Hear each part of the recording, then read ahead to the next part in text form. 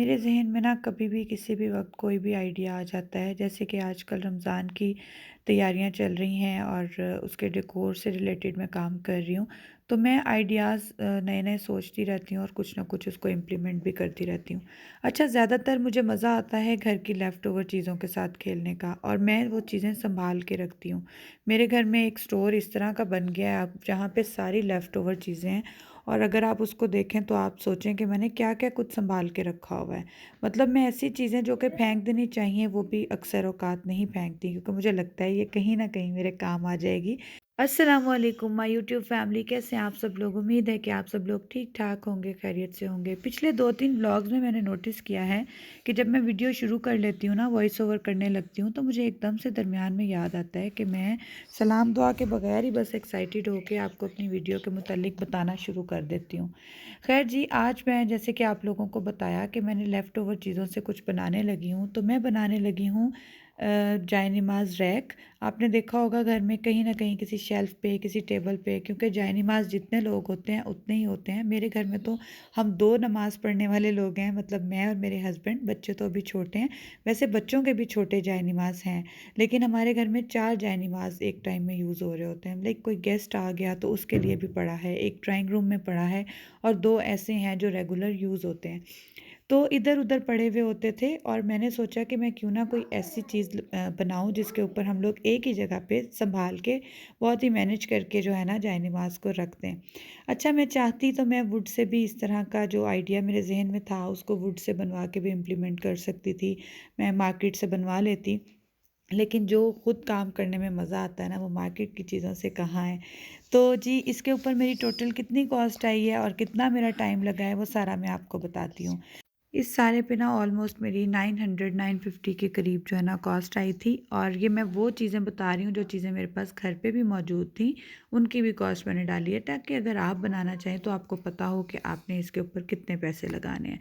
सबसे पहले ये जो पाइप है ना, मेरे पास इसके 2 पीसेस तो घर में ही पड़े हुए थे और बाकी पाइप मैंने 30 रुपये फुट के हिसाब से मार्केट से लिया था। मुझे चाहिए था ऑलमोस्ट 6 फीट पाइप और वो मुझे मिला था 180 का। उसके बाद ये जो इसके जॉइंट्स हैं, जिनको एल्बो भी बोलते हैं ये लोग, तो वो मुझे मिले थे 4 जॉइंट्स, ईच 30 के हिसाब से 120 के। अब आप काउंट करते जाइएगा, ऑलमोस्ट हो गए ये 180 और 120 हो गए 300 रुपीज़।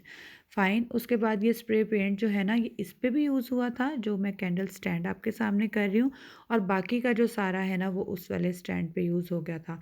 तो ये मिला था 480 का। 480 का उन्होंने बोला था, लेकिन उन्होंने 450 का मुझे दिया था। ठीक है, तो 480 का ये हो गया, लाइक 450 का ये हो गया। अब ये इसके प्राइस हर जगह पे डिफरेंट है। उन्होंने कहा था इसमें बहुत सारी कैटेगरीज़ हैं, 400 का भी है, 350 का जो थोड़ा लोकल वाला है वो भी है, लेकिन ये बहुत अच्छे वाला था। आप देखेंगे इसकी फिनिश और इसका कलर जो है ना वो बहुत ही शाइनी और बहुत अच्छा है। तो ये उन्होंने कहा था सबसे बेस्ट हमारे पास है। खैर, उसके बाद हमने ली थी 100 रुपीज़ की प्लास्टर ऑफ पेरिस और 150 का मैंने लिया था वाइट सीमेंट। बस इतना सा ही मेरा खर्चा इसके ऊपर आया था और उसको बनाने का जो प्रोसेस है वो मैंने आपको दिखा दिया। अच्छा, मैं इसके लिए आप लोगों को थोड़ा-सा गाइड करती हूँ कि मैंने जैसे नीचे शॉपर बिछा के, शीट बिछा के और उसके ऊपर साइड पे मैंने ईंटें रख के और अपना वो मोल्ड बनाया था ना, उसके लिए अगर आप चाहें तो कोई कार्डबोर्ड का जो होता है ना, कार्टन होता है खाली, वो आप इस साइज़ का ले लें, क्योंकि मेरे पास उस साइज़ का कोई था नहीं और मैं मार्केट जाने के बिल्कुल मूड में उस वक़्त नहीं थी। अदरवाइज़ मैं प्रेफ़र करती कि मैं वो कार्डबोर्ड की पेटी, जिसे आप बोलते हैं ना, कार्टन जो होता है खाली, वो लेती और उसके अंदर मैं इस वाइट सीमेंट और प्लास्टर ऑफ पेरिस को मिला के और उसके अंदर थोड़ा-सा शेक करती और इसी तरह से ये पाइप जो हैं जॉइंट करके इसके अंदर लगा देती। ऐसे काम करने से ना सिर्फ़ एक नुकसान होता है, अगर आपने ग्लव्स ना पहने हो तो आपके हाथ बहुत गंदे हो जाते हैं। मेरे भी हाथ आजकल काम कर कर के इतने ज़्यादा बुरी हालत हुई हुई है, लेकिन मुझे अपने काम का एंड रिज़ल्ट देख के इतना मज़ा आता है कि फिर हाथ तो हम भूल ही जाते हैं। जैसे एक पेंटर पेंटिंग बना रहा होता है और कलर्स के साथ वो खेल रहा होता है ना, तो उसको कितना मज़ा आ रहा होता है, उसको कोई परवाह नहीं होती अपने कपड़ों की या अपने हाथों की। तो इसी तरह से जब मैं काम कर रही होती हूँ तो कपड़ों और हाथों की परवाह कौन करे। लेकिन आप अगर इस तरह के कोई काम कर रहे हैं तो आप ग्लव्स ज़रूर पहनें, क्योंकि मैं भुगत रही हूँ इतने सख्त काम करके ना, और मैंने अपने हाथों का बहुत बुरा हाल कर लिया।